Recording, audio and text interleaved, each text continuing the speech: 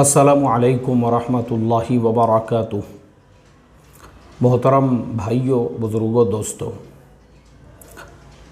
सुबह में हमने अपने चैनल पे एक वीडियो अपलोड किया जिसके अंदर हमने आपको ये बताया कि एक ऐसा मैसेज जिसे किसी और कौम के नाम पर, किसी और समाज के नाम पर, किसी और मज़हब के नाम पे चलाया जा रहा था, लेकिन अफसोस की बात है जब हम उसकी तह तक पहुँचे तो पता ये चला कि वो वीडियो ख़ुद हमारे अपने मुल्क का नहीं है। मेरी मुराद उस वीडियो से है जिसके अंदर एक लड़की रास्ते से जा रही है, अचानक एक कार सामने आती है, पीछे से एक आदमी उसको धक्का देता है, कार में ढकेलता है और उसके बाद में उसको उस कार के अंदर किडनैप करके लेके चले जाते हैं। तो सोशल मीडिया पे ये वीडियो वायरल था। अब इस सिलसिले में मैं कुछ अहम और ज़रूरी बातें बताना चाहता हूँ, चूँकि उस वीडियो की वजाहत तो हमने कर दी है। देखो मोहतरम दोस्तों, अल्लाह के नबी सल्लल्लाहु अलैहि वसल्लम ने फरमाया, इंसान के झूठा होने के लिए ये काफ़ी है कि जिस ख़बर को भी, जिस बात को भी वो सोशल मीडिया पर या कहीं पर भी, यानी उस ज़माने में तो सोशल मीडिया का कोई सवाल ही नहीं था, जिस बात को भी, जिस ख़बर को भी सिर्फ़ सुने और सुनते ही उसको फ़ौरन दूसरों तक पहुंचा दे, ये इंसान के झूठा होने के लिए काफ़ी है। मोमिन कौन होता है? मोमिन का एक मिजाज होता है, मोमिन का एक नेचर होता है। जब तक वो उस बात की पूरी तस्दीक और तहकीक नहीं कर लेता, वो उस बात पे अपनी कोई राय नहीं देता है। ये मोमिन की शान होती है। और जो इंसान वन साइड कोई बात सुन ले, कोई भी बात पढ़ ले और पढ़ने के बाद में अचानक से, अभी मैं आपको सोशल मीडिया पे फैलाए हुए कुछ झूठ की, आज मैं आपको उसका क्लियरिफिकेशन करके थोड़ा सा और उसको मैं आपको वाज़ेह करके बताऊंगा। बग़ैर तहक़ीक़ के किसी चीज़ की कोई तहक़ीक़ नहीं। और मैं हमेशा बोलता हूँ, मैं समझता हूँ कम से कम इस टॉपिक पे 100 से ज़्यादा वीडियो तो मेरे चैनल पे अपलोड होंगे जिसमें मैं हमेशा एक बात बोलता हूँ। देखो, कोई भी मैसेज, कोई भी वॉइस क्लिप, अभी पिछले दिनों में एक वॉइस क्लिप चल रही थी, फुलाने तारीख़ के रात में 12 बजे के बाद मोबाइल को चार्जर पे ना लगाए, और उसमें इंडियन गवर्नमेंट का हवाला दिया जा रहा था। कितने अफसोस की बात है। मुझे सबसे ज़्यादा अफसोस की बात इसलिए है क्योंकि बहुत सारे बड़े बड़े डिग्री होल्डर, ऐसे लोग जिनको कौम अपना मुअतबर समझती है, मैंने देखा वैसे लोग भी ग्रुप्स के अंदर उस बात को शेयर कर रहे हैं और फिर नीचे लिख रहे हैं कि इस बात का एहतमाम किया जाए। अफसोस की बात है। मुझे आप बताओ, उस चीज़ का जब कोई लॉजिक ही नहीं है, कोई लॉजिक ही नहीं है उस चीज़ का, उसके बावजूद भी, मतलब हमको अल्लाह ने जो है सेंस दिया हुआ है, भेजा जो सबसे ऊपर दिया हमको, दिमाग, अक्ल जो सबसे ऊपर दी है, वो यही सोचने के लिए दी है कि भाई तुमको भी तो कॉमन सेंस की बात है ना। ये अगर आप किसी को कोई मैसेज फॉरवर्ड कर रहे हैं, आपको ख़ुद को सुन के ये पता होना चाहिए कि क्या इंडियन गवर्नमेंट किसी भी ऐलान को करने का है तो ऐसे ऐलान करती है, इस तरीक़े से जो है उसका वॉइस रिकॉर्ड करा के जो है व्हाट्सएप पे शेयर करती है। ये सिर्फ़ और सिर्फ इंडिया जैसे मुल्कों में और ऐसे ममालिक के अंदर, जिन मुल्कों के अंदर लोगों के अंदर तालीम की कमी होती है, अफवाहों को फैलाया जाता है, गलत ख़बरों को फैलाया जाता है, इस तरह की गलत न्यूज़ें से इसको फैलाए। उनको मालूम है कि भाई ये जो लोग हैं इनके अंदर उतना तहक़ीक़ का मिजाज ही नहीं है और ना ही ये उसके बारे में तहक़ीक़ करेंगे। अब वो वीडियो, वो वॉइस क्लिप फैलाया जा रहा है। कल मुझे रात में हमारे एक अज़ीज़ दोस्त है, माशाल्लाह पढ़े लिखे हैं, बड़ी पोस्ट के ऊपर है, रात में 2 बजे वो मुझे मैसेज करते हैं जिसके अंदर एक पर्चा छपा हुआ है। पर्चा आपने देखे होंगे ना, पर्चा देखो मैं आपको बताता, मुझे याद आया, शायद मुझे आज ज़ोहर के बाद में भी किसी ने ऐसा एक पर्चा दिया था। हाँ बराबर है, यही। या ऐसे जो छपे हुए पर्चे होते हैं, ये शायद किसी ने मुझे इलेक्शन मतदार नोंदनी के बारे में दिया था कि भाई इलेक्शन के जो नाम वगैरह है उसकी नोंदनी चल रही है। मैंने भी ले लिया ये, मैं बोला किसी ज़रूरतमंद के काम आ जाएगा, या अपने को पता चलेगा कहाँ पे बना रहे हैं कार्ड वगैरह, तो हम किसी की रहबरी कर सकते हैं। तो देखो ये जो है ना, ऐसा एक पर्चा है, उसका फ़ोटो लेकर हमारे एक दोस्त ने भेजे और उसके अंदर जो है एक होटल है, इंटरनेशनल ब्रांड है वो। उस होटल के अंदर मैं भी रह चुका हूँ जब मैं साउथ कोरिया गया था। बहुत बड़ा ब्रांड है वो। उसके अलावा भी मैं और एक मुल्क में गया था, वहाँ पर भी जो है लंच का हम लोगों को वहाँ पे हमारे लिए इनविटेशन था। तो वो एक बहुत बड़ा ब्रांड है। उस होटल के नाम से एक ऐसा ही पर्चा छापा हुआ है, ऐसा ही मतलब सादा कंप्यूटर पे वर्ड में अपन बना सकते हैं उसको, और उसके प्रिंट आउट निकाल के और फिर उसके बाद उसको प्रिंट करके सर्कुलेट किया जा रहा है कि ये जो कंपनी है इन्होंने चाइना गवर्नमेंट को सपोर्ट किया है और चाइना गवर्नमेंट वो है जो हज़ारों मुसलमानों पे जुल्म कर रही है, वो ऐसा कर रही है, वो वैसा कर रही है। चलिए, अब जो है जिन साहब ने भेजा, मैंने तो उनको कोई रिप्लाई नहीं दिया। मैं बोला भाई तुमको खुद अल्लाह ने अक्ल दी है ना, इतना तो समझ सकता ना तुमको कि इसको वर्ड के अंदर टाइप करके बनाया जा सकता है। और जिस होटल का नाम लिया गया है या जिस ऑर्गेनाइजेशन का, उसके पीछे का फैक्ट सिर्फ ये है कि कोई ऐसा इंसान होगा जो वहाँ पे जॉब करता होगा, काम करता होगा, उसको टर्मिनेट कर दिया होटल ने अपने जॉब से। अब टर्मिनेट करने की वजह से, ये मैंने देखा हुआ हूँ, ये मैंने खुद देखा हुआ हूँ, जब किसी ऑर्गेनाइजेशन से, किसी जो है इदारे से किसी को समझो निकाला जा रहा है, तो जो बेचारा खुलूस वाला होगा वो क्या करता है, दूसरी जगह पे दूसरा काम देख लेता। और कुछ लोग ऐसे होते हैं जो अपने ज़िंदगी का मकसद ही बना देते उस कंपनी की इमेज को डैमेज करना, उस ऑर्गेनाइजेशन को बदनाम करना। सेम टू सेम इस केस में भी ऐसा ही हुआ। क्या पूरी दुनिया में वही एक होटल है जिसकी चाइना के अंदर ब्रांचेस है, या जो चाइना में काम कर रही है, जो सिर्फ उसी को टारगेट बनाया गया, जबकि चाइना से जो है दुनिया भर के लाखों लोगों के कारोबार कनेक्टेड है, मुल्कों की गवर्नमेंटें उनसे जुड़ी हुई है, मगर उसी एक होटल को क्यों टारगेट बनाया गया? सिर्फ और सिर्फ अपनी भड़ास निकालने के लिए एक इस तरह का पर्चा बनाओ, उसको सोशल मीडिया पे वायरल कर दो, और अक्लमंद लोग, पढ़े लिखे लोग, एजुकेटेड लोग भी उसको सर्कुलेट कर रहे हैं। एक फैक्ट तो ये हो गया। अब दूसरा फैक्ट चाइना के मुसलमानों की हालत के बारे में। इस उन्वान पे मुझे लगता शायद ही और कोई हो मेरे अलावा जिसने इतने ज़्यादा वीडियोस अपने चैनल पे चाइना के मुसलमानों के हालात पे अपलोड किए होंगे। इतने वीडियोस मैं अपने चैनल पे ऑलरेडी अपलोड कर चुका हूँ। क्यों किया हूँ? मैं हमेशा एक बात बोलता हूँ, ये जितने भी लोग, अभी देखो मैं आपको एक मिसाल देता हूँ, यहीं पे, ये जहाँ पे मोबाइल रखा हुआ है, कैमरा है हमारा, यहीं नीचे एक हमारे मुफ्ती साहब, उनके साथ और कुछ उलामा और एक दो साथी, वो लोग मेरे से मुलाकात करने के लिए आए। बैठे हम लोग यहीं नीचे बैठे, खाना खा रहे थे, तो वो मुफ्ती साहब ने वो मौजू छेड़ दिए। मुझे कहने लगे, बोले यार वो तुम बार बार चाइना का बोलते हो, लेकिन यार चाइना में तो बहुत जुल्म हो रहा है, चाइना में तो बहुत परेशान है, चाइना में तो मस्जिदों को डिमोलिश किया जा रहा है, चाइना में तो नकाब पे पाबंदी है, दाढ़ी पे पाबंदी है। मैंने वो मुफ्ती साहब से सिर्फ इतना सवाल किया, मैंने कहा आप कहाँ रहते हैं? बोले मैं पुणे में रहता हूँ। अच्छा, मैं बोला पूना में रहते हैं, पूना के अतराफ़ में ज़िले कितने हैं पता है आपको? बोले पुणे के अतराफ़ में एक तो नगर ज़िला है और इधर से बम्बई है और इधर से नहीं मालूम बोले मुझे। अच्छा, मैं बोला ठीक है।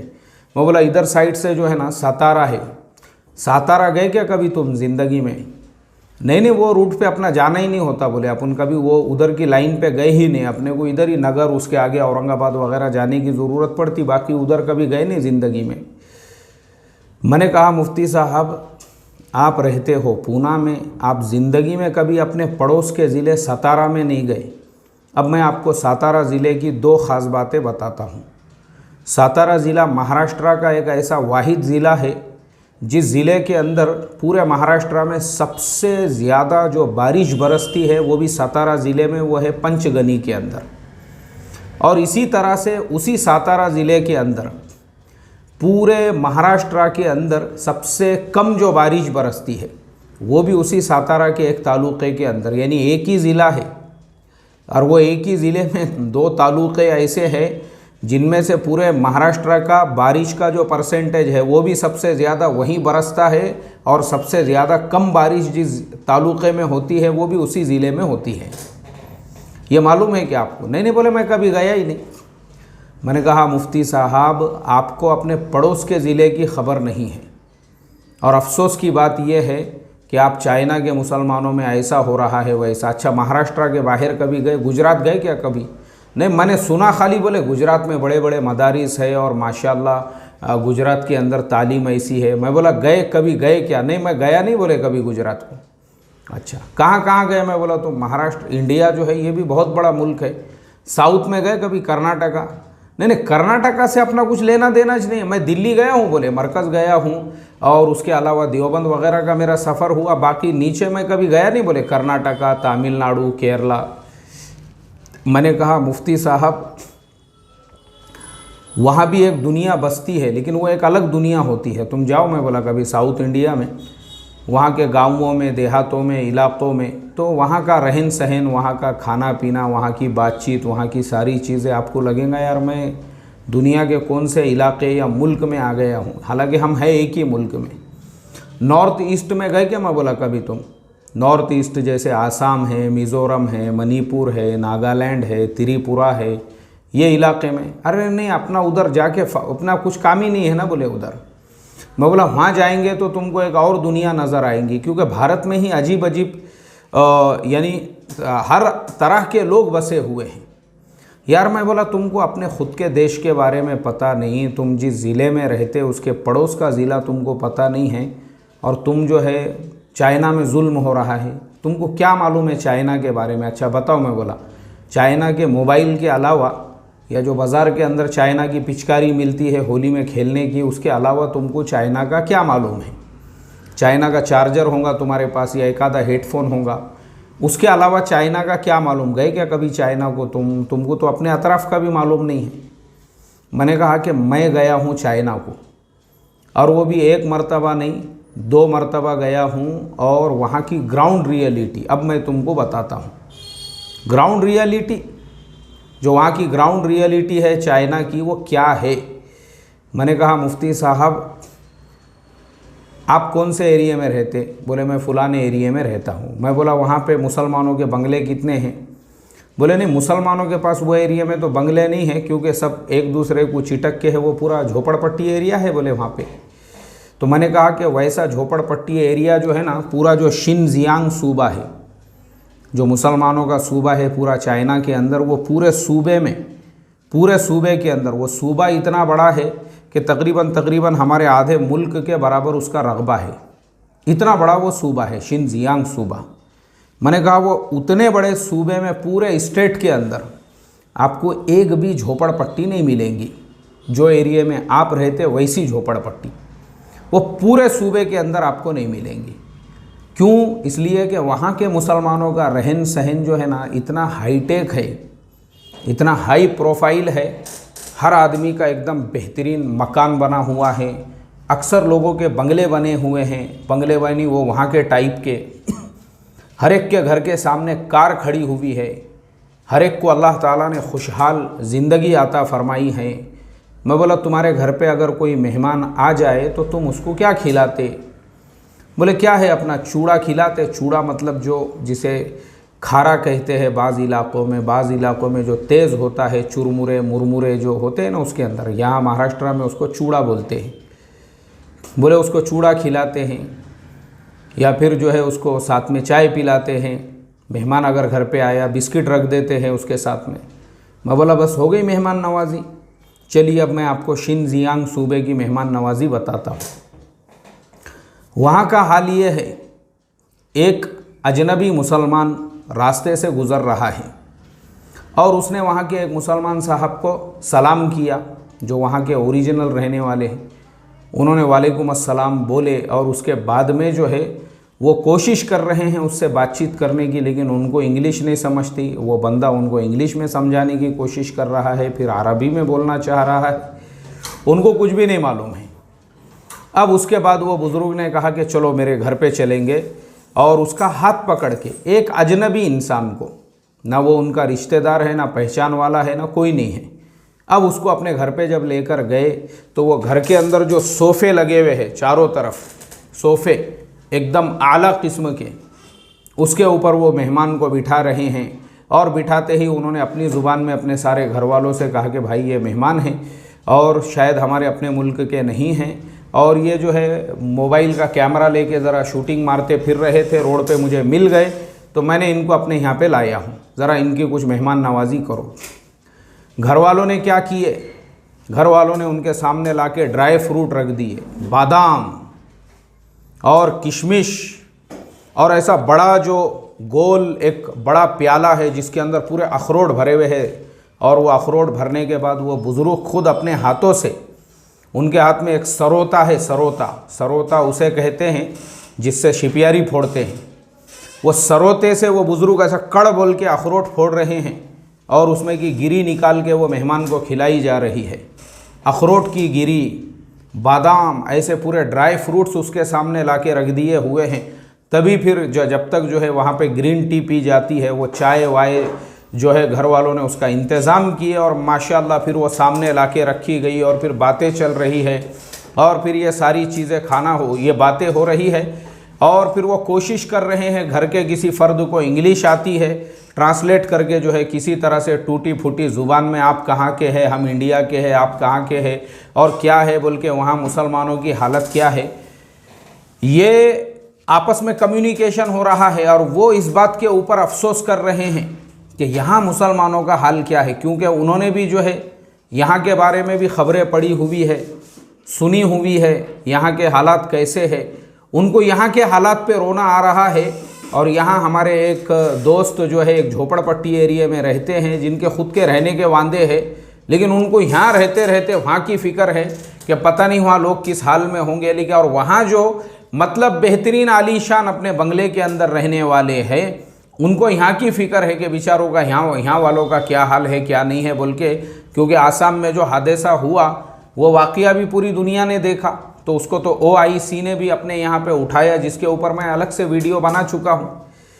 उनको यहाँ की फ़िक्र है क्योंकि उनके वहाँ पे कभी गलती से भी वैसा सुलूक नहीं होता है जैसा आसाम के अंदर हुआ था। वो वैसा सोच भी नहीं सकते आप, वहाँ तो ख्वाब में भी नहीं सोच सकता, इमेजिनेशन में भी नहीं, क्योंकि इतना सुकून है वहाँ पे, इतना अमन है वहाँ पे, इतना रिस्पेक्ट है वहाँ पे कि चाइना के अंदर जो वहाँ का बड़े से बड़ा जो पुलिस ऑफिसर भी है, अगर आप उससे कोई चीज़ की बात कर रहे हो वो आपसे इतने नरमी से बात करेगा, इतने नरमी से, जो आपको लगेगा कि यार इंडिया के अंदर ऐसे अखलाक जो है बड़े से बड़े ख़तीब के अंदर भी आपको नहीं मिलेंगे, वाइस के अंदर भी नहीं मिलेंगे, बयान करने वाले में भी वो नरमी, वो मिजाज के अंदर जो आपको वहाँ के एक आम पुलिस वाले के अंदर और आम जो है वहाँ के गवर्नमेंट ऑफिसर में आपको लगेगा भी नहीं, उसके इससे बॉडी लैंग्वेज से।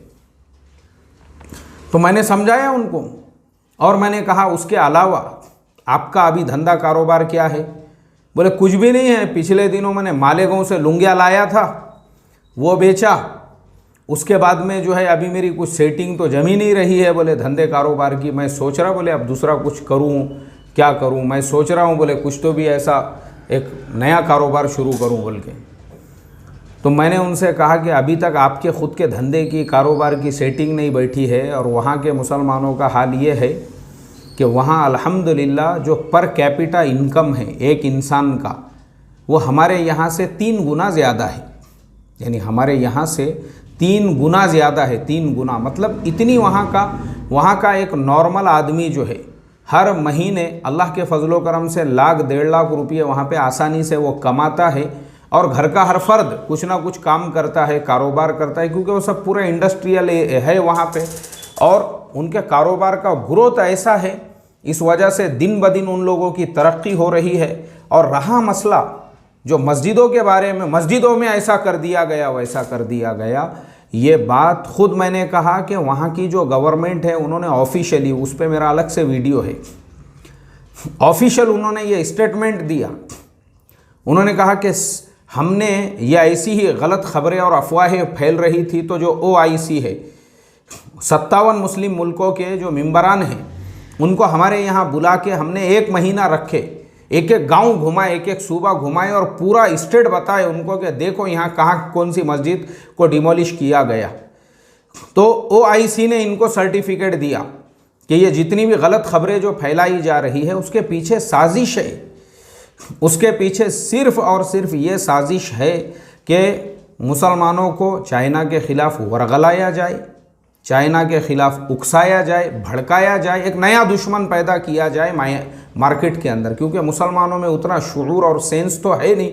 ये खाली ऐसा सुनते ही और एक आधा वीडियो देखते ही, मतलब हम इतने दूर का सोचते भी नहीं हैं कि वो वीडियो स्टूडियो में बनाया गया है। चाइना में किसी भी न्यूज़ चैनल को एंट्री की इजाज़त नहीं है, ये फाइनल वर्डिंग। चाइना में किसी भी, अगर आप सिर्फ वहाँ उनको इतना भी पता चल गया कि आप किसी न्यूज़पेपर से जुड़े हुए हैं, सीधा रवानगी के आदाब, सीधा रवानगी के आदाब फ़ौरन उसी वक्त में सीधा लेके जाते। ये मामलों में वो बहुत सख्त है, वो अपने मुल्क की जो पॉलिसीज़ है। तो अब ये जो उनके दुश्मन ममालिक है, मुसलमानों को उनके ख़िलाफ़ खड़े करने, वरगलाने के लिए उनके पास में यही मुद्दा है शिनजियांग का। भड़काओ, वरगलाओ, उकसाओ, ऐसे बहुत सारे लोग हैं। अब क्योंकि शुऊर ही नहीं है, मुझे भी एक साहब ने कहा, बोले मौलाना वो एक झोपड़पट्टी एरिया में एक आदमी है, वो पहले टायर चुरा चुरा के बेचता था, बाद में कारें चुरा चुरा के बेचना शुरू किया, अभी बोले सेकंड हैंड कारों की दुकान लगा के बैठते रहता है और वो आपके वीडियोस लोगों को दिखाता है। बोले देखो ये मुफ्ती साहब चाइना में मुसलमानों पे जुल्म नहीं हो रहा है ऐसा बता रहे हैं। तो मेरे पास वही एक साहब बोलने लगे, बोले क्या है वो मसला क्या है? मैं बोला देखो अभी कैसा है, बेचारा है झोपड़पट्टी एरिया में, उसको पूरी ज़िंदगी में पूछो उसको, उसकी झोपड़पट्टी से बाहर कितनी मर्तबा निकला, उसको दुनिया में क्या क्या मालूम है, पूछो ना उसको खाली बड़ेपन का कीड़ा है बस। गरीबों के बीच में अपना 3 फ्लोर का बंगला खड़ा कर दिए। अब जैसे अंधों में काना राजा, मैं बहुत पैसे वाला, मैं बहुत दौलत वाला, बस उसी घमंड और अकड़ के अंदर कि जो मैं बोलूँ लोगों ने भी वही बोलना चाहिए। ये ऐसे लोग रहते, मैं बोला, जिन्होंने दीन का सत्यानाश मारा हुआ है। ऐसे ही लोगों की वजह से इनको ये लगता हम जो बोल रहे हैं और जो वीडियो वगैरह में भी है, मैं बोला ये झोपड़पट्टी में रहने वाला, कल तक टायर चुरा के बेचने वाला, आजकल कार चुरा के बेच रहा है, इसको मैं क्या समझाऊं? मैं बोला इसको मैं क्या समझा सकता हूं, बताओ मुझे। उसकी औकात भी नहीं है, उसकी हैसियत भी नहीं है। उसको ऐसा लगता है उन्हें जो पालते पाले हुए हैं, एक चाय, एक बन मस्का, एक वड़ा पाव में उसके पीछे कुत्तों के जैसी दुम हिला के घूमने फिरने वाले, उसको ऐसा लगता है मैं बहुत महान हो गया, मैं बहुत महान हो गया और बस मैं बहुत महान हूँ, मेरे पीछे पीछे जो है। तो अब उस वजह से जो है वो बेचारा है गलत फहमी का शिकार, उसका हम इलाज नहीं कर सकते।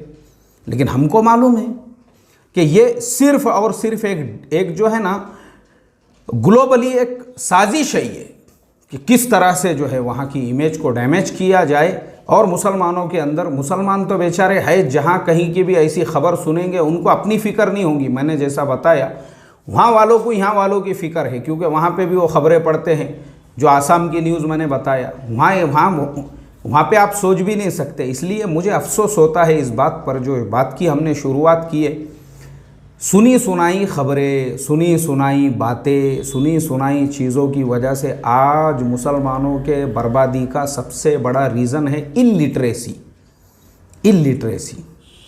सिर्फ सुनी सुनाई बातें, अल्लाह हिफाजत फरमाए। तो इसके लिए भाई यही मेरी रिक्वेस्ट और दरख्वास्त रहेंगी आप लोगों से। देखो हम किसी भी टॉपिक पे बात करने से पहले 10 वेबसाइट्स ओपन करके चेक करते, ताकि आप लोगों तक ऑथेंटिक बात पहुंचाए। अभी जैसे मैंने तालिबान के पीरियड में नवरात्रि, काबुल में नवरात्रि मनाई जा रही है, मैंने उसको पहले ऑथेंटिक तरीके से जांचा, परखा और भी 1-2 जगह देखा। जब मुझे इत्मीनान हुआ कि वाकई में भी काबुल में नवरात्रि मनाई जा रही है, तब जाके हमने उस उन्वान के ऊपर वीडियो बनाई। तो इसलिए सुनी सुनाई बातें, किसी ने पर्चा ऐसा छाप दिया, वरगला भड़क गए उसके ऊपर और बस उसी को फ़ोटो लेके सर्कुलेट करना शुरू कर दिया, और उसके पीछे की इनसाइड स्टोरी ही पता नहीं हमको। अब ये ऐसे पर्चे मैं बचपन से देखते आता हूँ। हमारे बचपन में भी मस्जिदों के सामने पर्चा छाप के बांटते थे, बोले मदीना मुनव्वरा के अंदर सैयद अहमद या शेख अहमद साहब नाम के एक बुज़ुर्ग थे और अल्लाह के नबी को उन्होंने ख्वाब में देखा और अल्लाह के नबी ने कहा कि अहमद साहब फ़ौरन ऐसे जो है पर्चे छापो और उसको बांट दो और लोगों को ये बताओ कि बहुत बुरा वक्त आने वाला है। जैसे कि अपरिचित फ़िल्म की स्टोरी चल रही है उसके अंदर, अल्लाह हिफाजत फरमाई। और बचपन से देखता, मैं अभी तक देखता हूँ, वो बचपन में जो है ऐसे ज़ेरॉक्स मार के जो है बेचते थे, बहुत बुरा वक्त आने वाला है। तो तू कौन है भाई, तेरे को क्या नायब बना के भेजा गया है शेख अहमद साहब, वो जो भी है अल्लाह हिफाजत फरमाए। तो इसलिए मेरे ईमान वाले भाइयों, मुझे बड़ा अफसोस होता है मैं जब देखता हूँ हमारे इस इलिटरेसी और सुनी सुनाई बातें व्हाट्सएप पे शेयर करने और वो सारे मैसेजेस जिसका कोई यानी तहकीक का मिजाज ही नहीं होने की वजह से। अब भी की बात है, मैं ये मगरिब बाद में रिकॉर्ड कर रहा हूँ वीडियो, और मगरिब से पहले मैं चाय पी रहा था। उस वक्त मैंने एक आपा जान का, हमारे मौलाना अबुल कलाम साहब है कर्नाटका के अंदर जो है शिकारीपुर ऐसा कोई गांव का नाम है वहाँ पे, और वो मेरे साथ सालों से जुड़े हुए हैं। शायद उन्होंने जो है मुझे वो एक फ़ोटो और एक आपा जान का क्लिप भेजा जिसके अंदर वो आपा जान रो रो के कह रही है कि 7 लाख रुपये का मुझे किसी ने चूना लगा दिया। कब होश में आएंगे मुझे बताओ ना। वो आपा को 7 लाख का, कल मैंने हैदराबाद के आपा का 6 लाख का, और दूसरे आपा के 50,000 का, और मुमरा के अंदर जो है करोड़ों का। और अल्लाह हिफाजत फरमाए। अस्सलामु अलैकुम व रहमतुल्लाहि व बरकातुहू।